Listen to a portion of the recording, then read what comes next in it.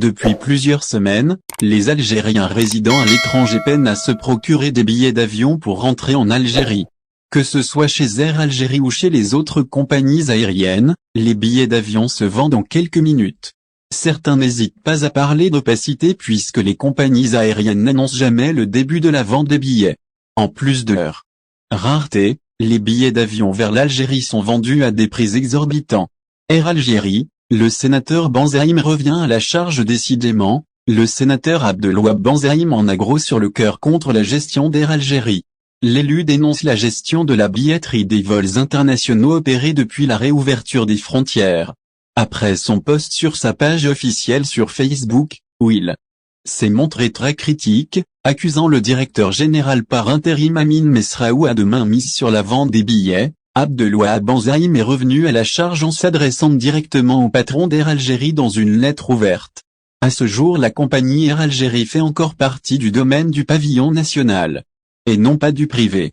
Au cas où vous l'auriez oublié, votre gestion depuis votre intérim est catastrophique, écrit le sénateur dans sa lettre. Le parlementaire, visiblement très en colère, cite quelques exemples des compagnies aériennes qui vendent des billets sur leurs sites internet respectifs et accuse Amin Mesraoua de faire les beaux jours des compagnies étrangères sur le dos de notre compagnie mère et celui de la diaspora algérienne. Algérie, les prix pratiqués par les compagnies aériennes étrangères. Au passage, le parlementaire algérien dévoile les prix pratiqués par les compagnies aériennes étrangères qui desservent l'Algérie.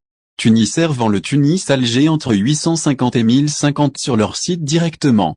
Air France vend le Paris-Alger, seulement entre 650 et 850. Vueling vend le Marseille-Oran entre 650 et 800. ASL vend le Paris-Alger entre 600 et 900, énumère Abdelwahab Benzaïm qui affirme ne pas comprendre la situation chez Air Algérie.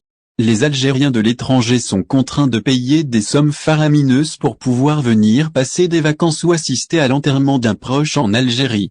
Ceci peut être considéré comme un crime économique, car votre objectif est commercial et vous êtes censé être à l'affût de tout ce qui se passe sur le marché national et ramener des solutions managériales et marketing en temps de crise, ajoute le sénateur dans sa lettre adressée au directeur général par intérim de la compagnie aérienne nationale. Au final, si vous avez aimé la vidéo, n'oubliez pas de vous abonner à la chaîne et d'appuyer sur la cloche pour recevoir nos actualités.